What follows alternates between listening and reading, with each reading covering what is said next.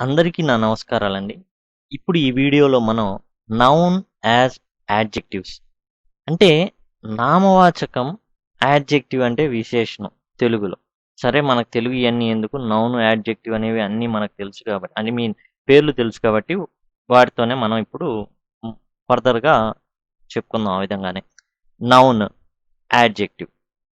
Parts of స్పీచ్‌లో noun, pronoun, verb, adjective, adverb, conjunction, interjection, preposition ఈ విధంగా ఉన్నాయి. అయితే ఇక్కడ చాలా వెరైటీ ఏంటంటే నౌన్ అనేది యాడ్జెక్టివ్ లాగా పనిచేస్తుంది. ఇక్కడ చూడండి క్రికెట్. క్రికెట్ అంటే నౌన్. ఫుట్‌బాల్ గేమ్ పేరు. కబడ్డీ పేరు. హార్స్ గుర్రం అంటే కామన్ నౌన్. బోట్ బోట్ అంటే బోట్ పడవ. Love abstract noun. వార్ యుద్ధం. టెన్నిస్ ఒక క్రీడ పేరు. టెన్నిస్ మనం చెప్పుకున్నాం. కంప్యూటర్ మనం గేమ్ కంప్యూటర్ గేమ్స్ ఇవన్నీ ఆడుతూ ఉంటాం. కంప్యూటర్. బైసైకిల్ లేదా బైస్కిల్. ఇక్కడ మనం చూసుకుంటే ఇక్కడ నేను ఏవైతే చదివానో ఇవన్నీ cricket, football, kabaddi, horse, boat ఇవన్నీ కూడా నౌన్ లాగా మీకు అనిపించవచ్చు. కానీ ఇక్కడ ఇవి పోషించే పాత్ర ఏదైతే ఉందో అది మాత్రం ఏమనుకున్నారంటే ఇక్కడ యాడ్జెక్టివ్. అవునండి, ఇక్కడ అవి యాడ్జెక్టివ్ పాత్రలో ఒదిగిపోయాయి. క్రికెట్ అనేది నౌన్ కాదు, ఇక్కడ యాడ్జెక్టివ్. ఫుట్బాల్ అనేది నౌన్ కాదు, ఇక్కడ యాడ్జెక్టివ్. కబడ్డీ అనేది నౌన్ కాదు, ఇక్కడ యాడ్జెక్టివ్. హార్స్ అనేది నౌన్ కాదు, ఇక్కడ యాడ్జెక్టివ్. ఎందుకంటే పార్ట్స్ ఆఫ్ స్పీచ్ అనేవి పాత్రలను డిఫరెంట్ పాత్రలు పోషిస్తూ ఉంటాయి. ఒక క్రికెట్ తీసుకుంటే ఎప్పుడు నౌనే అవుతుంది అని అనుకోవడం మన పొరపాటు. ఇక్కడ క్రికెట్ మ్యాచ్ గురించి చెప్తుంది. ఏ మ్యాచ్?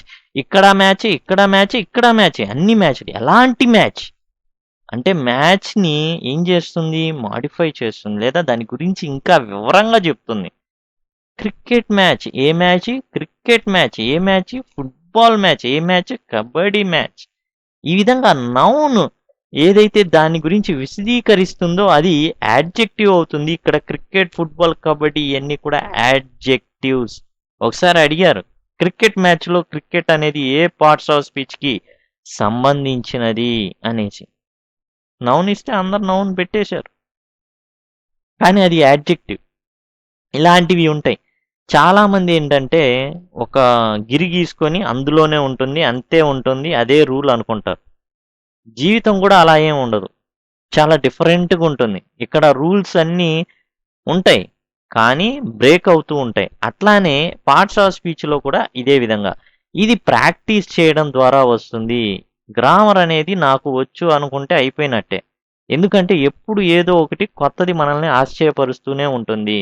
ఎందుకంటే ఇక్కడ మన పార్ట్స్ ఆఫ్ స్పీచ్ నేను గతంలో చాలాసార్లు చెప్పాను. ఏంటంటే ఒక పాత్రం పోషిస్తుంది.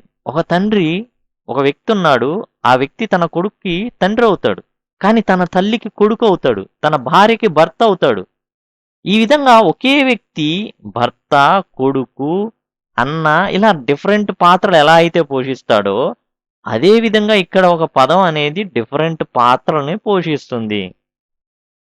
కొన్నిటికి పిల్లలు ఉండవు, అందుకని తండ్రిగా చెప్పు. అట్లానే కొన్నిటికి కొన్ని ఆప్షన్స్ ఉండవు ఈ పార్ట్స్ ఆఫ్ స్పీచ్లో కూడా. ఇక్కడ మనం క్రికెట్ చూసుకుంటే ఇక్కడ మ్యాచ్ అనేది నౌను, క్రికెట్ యాడ్జెక్టివ్. మ్యాచ్ అనేది నౌను, ఫుట్బాల్ యాడ్జెక్టివ్. మ్యాచ్ అనేది నౌను, కబడ్డీ యాడ్జెక్టివ్. ఇక్కడ రేస్ అనేది నౌను, హార్స్ అనేది యాడ్జెక్టివ్గా పనిచేస్తుంది. రేస్ అనేది నౌను, బోట్ అనేది యాడ్జెక్టివ్. స్టోరీ అనేది నౌను, లవ్ అనేది యాడ్జెక్టివ్. స్టోరీ నౌను, వార్ అనేది యాడ్జెక్టివ్. బాల్ నౌను, టెన్నిస్ అనేది యాడ్జెక్టివ్. షూస్ నౌను, టెన్నిస్ అనేది యాడ్జెక్టివ్. ఎగ్జిబిషన్ నౌను, కంప్యూటర్ అనేది యాడ్జెక్టివ్. షాప్ అనేది నౌను, బైసైకిల్ అనేది యాడ్జెక్టివ్. మరి ఎట్లా సార్ రూల్ మారిపోతే? మనం ఒకటే చేయాల్సిందంత ఏం లేదు. మామూలుగా మనం పక్కాగా రూల్ నేర్చుకున్నామా, ఆ తర్వాత ఎలా మారుతున్నాయి ఉదాహరణ రాసుకోవడమే. ఇక్కడ రాసుకుంటాం, వార్ స్టోరీ రాసుకుంటాం, లేకపోతే కంప్యూటర్ ఎగ్జిబిషన్ అని రాసుకుంటాం. అక్కడ ఎగ్జిబిషన్ కింద అండర్లైన్ చేస్తాం, ఇది నౌన్. కంప్యూటర్ అనేది ఇక్కడ యాడ్జెక్టివ్ పాత్రని పోషిస్తుంది. సింపుల్గా నేను ఎట్లా గుర్తుపెట్టుకున్నా, క్రికెట్ అంటే నాకు ఇష్టం, క్రికెట్ మ్యాచ్ అని గుర్తుపెట్టుకున్నా, అంతే. చిన్న తాళం పెద్ద సరే చిన్న తాళపు చెవి ఎంత పెద్ద తాళానైనా తెరుస్తుంది కదా దానికి తగింది. అట్లానే మనం కూడా చిన్న నౌన్ యాజ్ యాడ్జెక్టివ్ అన్నదానికి ఏదో ఒకటి ఖచ్చితంగా ఒకటి గుర్తుపెట్టుకోవాలి. క్రికెట్ మ్యాచ్ గుర్తుపెట్టేసుకున్నాను, క్రికెట్ మ్యాచ్ గుర్తుకున్నాను, అరే నౌన్ కూడా యాడ్జెక్టివ్ లాగా పనిచేస్తుంది అనే విషయం అనేది మనకు అర్థమవుతుంది. ఇక్కడ చూడండి, ఇండియన్ క్రికెట్ టీమ్ కోచ్, ఇందులో ఏది నౌను ఏది యాడ్జెక్టివ్? ఇండియన్ నౌన్ లాగా కనబడుతుంది, క్రికెట్ నౌను, టీమ్ నౌన్. అలాగే అది రావాల్సిన విధానం, coach noun, team adjective, cricket adjective, Indian adjective. అది ఇక్కడ చూడండి, సెంటర్ అనేది noun, research adjective, accident adjective, road adjective, government adjective. ఇదంతా అన్నమాట. మొత్తం ఇదంతా కూడా ఆర్డర్ ఆఫ్ యాడ్జెక్టివ్స్లో మనం ఎట్లయితే యాడ్జెక్టివ్స్ని పెట్టామో వరుసలో, ఆ విధంగా ఒక నౌన్కి సంబంధించి వివరిస్తూ ఉన్న యాడ్జెక్టివ్ వర్డ్స్ యొక్క సమూహం అనమాట ఇదంతా కూడా. గవర్నమెంట్, రోడ్, యాక్సిడెంట్, రీసెర్చ్ అనేది ఇదంతా యాడ్జెక్టివ్ యొక్క సమూహం. యాడ్జెక్టివ్స్, ఇది యాడ్జెక్టివ్, ఇది యాడ్జెక్టివ్, ఇది యాడ్జెక్టివ్, ఇది యాడ్జెక్టివ్. ఎందుకని? సెంటర్ అనే నౌన్ని డిఫైన్ చేస్తాను. అందుకు కోచ్, ఏ కోచ్? Team coach. ఏ team coach? Cricket team coach. ఏ దేశపు cricket team coach?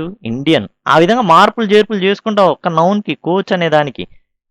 Team coach, cricket team coach, Indian cricket team coach. అంటే కోచ్ అనే నౌన్కి టీము, క్రికెట్, ఇండియన్ ఇవన్నీ కూడా యాడ్జెక్టివ్ పాత్రని పోషిస్తున్నాయి. కాబట్టి వివరంగా ఇదండి noun which acts as adjective. కాబట్టి సింపుల్గా ఒక చిన్న పదం ద్వారా మనం నోట్స్ రాసుకోవడం అంటే అది మొత్తం ఎక్కిచ్చేయడం కాదు. జస్ట్ ఏదైతే మనకి స్ట్రైక్ అవుతుంది, దాన్ని చూడంగానే స్ట్రైక్ అవుతుంది అనుకున్నది మనం నోట్ చేయాలి. ఇది ప్రాక్టీస్ ద్వారానే సాధ్యం అవుతుంది. ప్రాక్టీస్ చేయకపోతే కుదరదు, దయచేసి గమనించండి.